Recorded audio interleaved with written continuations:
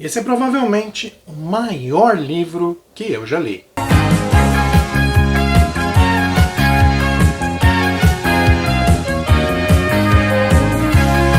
Salve galera, eu sou Dan Falter e como eu disse lá na introdução, hoje nós vamos falar sobre o maior livro que eu já li. E quando eu digo isso, eu não estou de brincadeira, já que esse calhamaço gigantesco aqui tem mais de 1.200 páginas. E como foi que eu fiz essa loucura, como foi que eu cheguei a este livro, que levou incríveis 2 anos para ser lido, é o que a gente vai falar a partir de agora.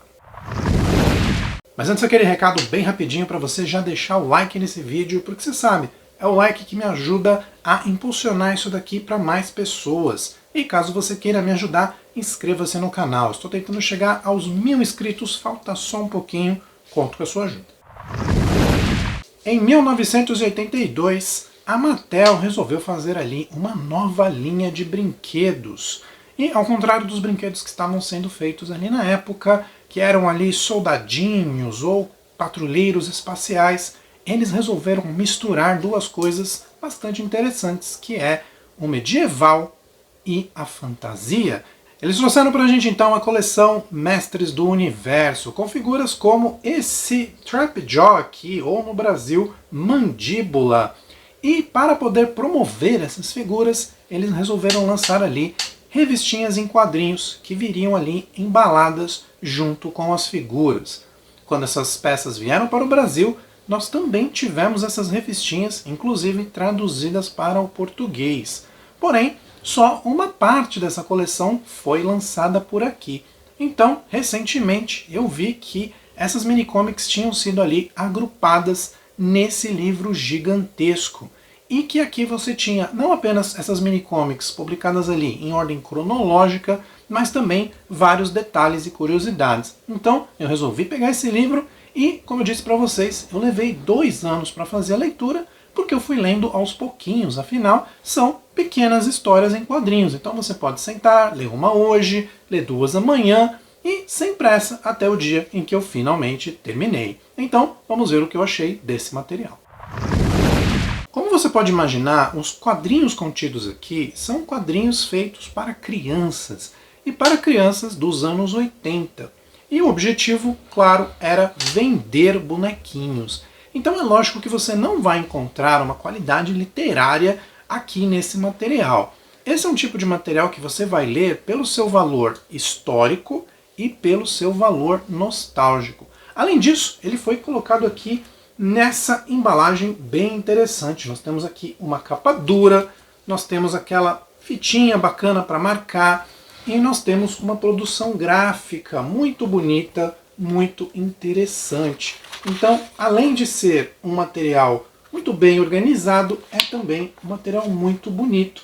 Então, é um livro legal de você ter para colecionar. E como eu disse para vocês, uma das coisas que chama a atenção nesse material é o seu valor histórico. E ele ajuda a gente a entender como as coisas aconteceram lá nos anos 80. Provavelmente você que conhece um pouquinho de He-Man teve a sua primeira experiência lá com o desenho dos anos 80. A não ser que você seja aí mais novinho, então você pode ter visto outras versões primeiro. Mas a galera da minha geração, a galera que teve esses bonequinhos, provavelmente aqui no Brasil, teve o seu primeiro contato com o desenho. E era muito engraçado pra gente porque o material que a gente tinha em mãos, ou seja, esse bonequinho aqui do Aquático, que é um sobrevivente das minhas batalhas ali no quintal, eu olhava para esse boneco, olhava para o desenho e eu pensava, caramba, esse cara não se parece muito com o cara do desenho. E através desses quadrinhos a gente consegue entender o que aconteceu. Na verdade, os quadrinhos vieram primeiro, então eles é que definiram ali a versão 1, vamos dizer assim, desses personagens, e os quadrinhos eram, claro, baseados nos bonequinhos que iam ser vendidos. Porém, quando o pessoal ali da Filmation, a empresa que fez o desenho animado, viu esses desenhos, eles se depararam com 2 problemas. O primeiro deles é que esses desenhos eram muito detalhados.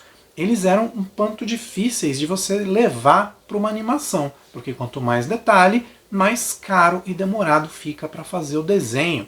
E o desenho precisava ser feito o quanto antes, porque ele era também uma grande propaganda dos bonequinhos. O segundo problema é que muitos dos personagens do He-Man, eles eram um pouco assustadores.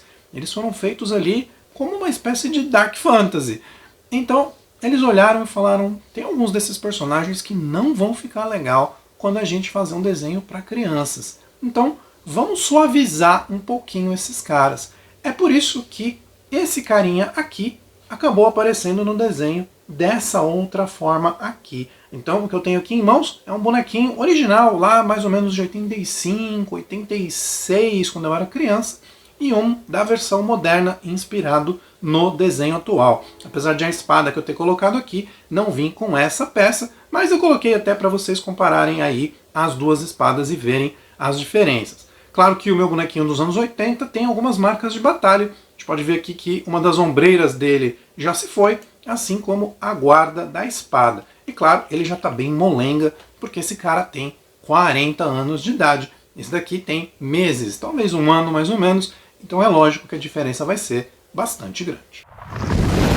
Outra coisa muito legal desse livro aqui é mostrar pra gente as origens de cada personagem. Então, se você quer se aprofundar ali no lore de He-Man, não ficar preso apenas ao que você viu em um episódio ou outro do desenho, aqui você vai entender muita coisa. Você vai entender, claro, diferenças ali entre as colorações dos personagens e você vai reparar o quanto He-Man é um lore confuso desde o seu início.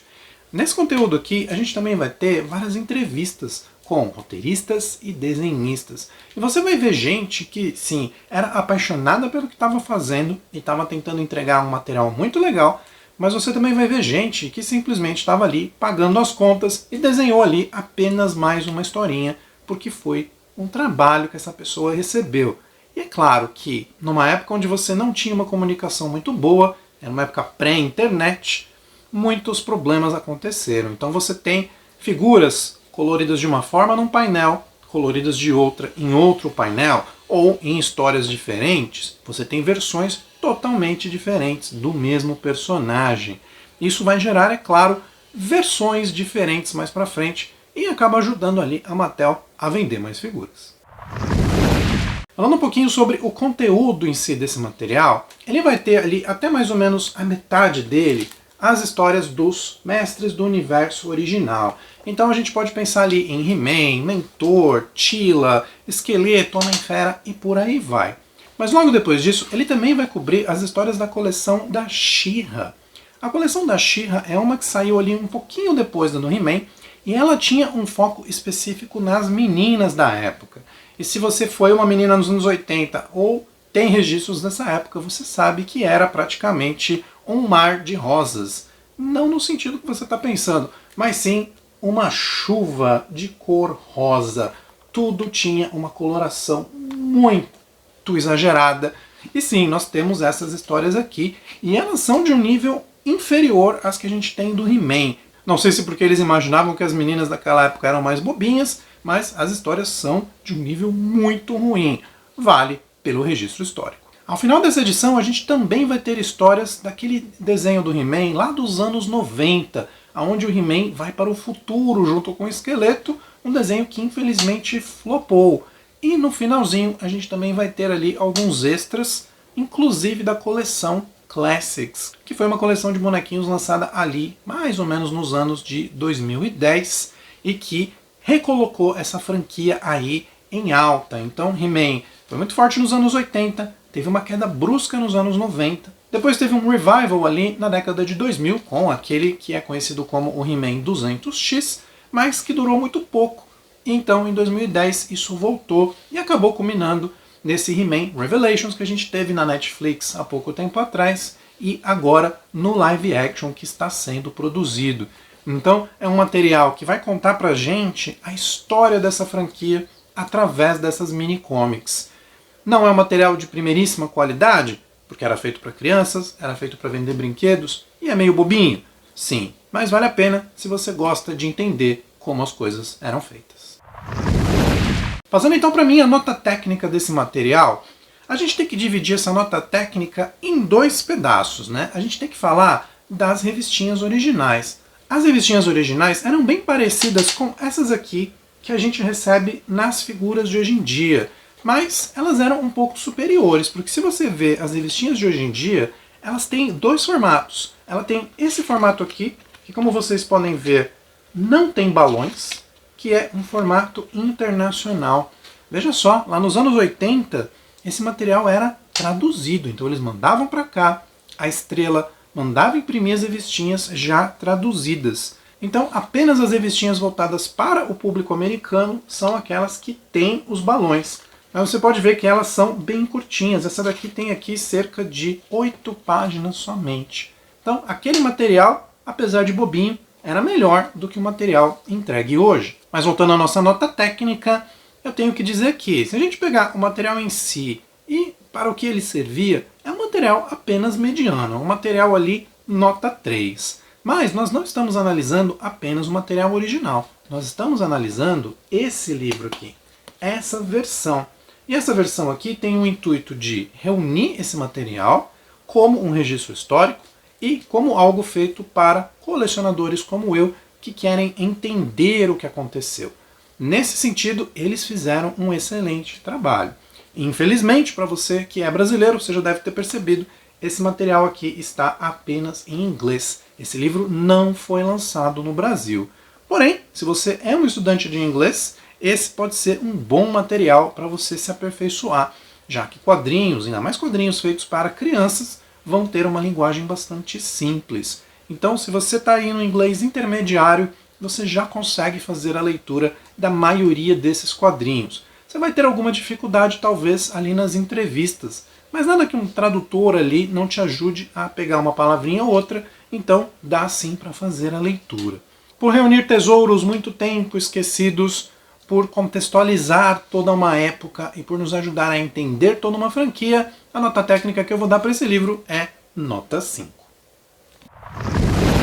Passando para a minha nota pessoal, tem uma coisa que tem que ser dita em relação a esse livro, que é, claro, é o tamanho dele. Esse livro, como eu disse, tem mais de 1.200 páginas e ele é, obviamente, muito pesado. Então, para você fazer a leitura, para você fazer o manuseio em geral dele, não é muito confortável. Então, esse é um livro que você não pode ler em qualquer lugar. Não dá para você ler ali, por exemplo, na cama, acaba sendo desconfortável.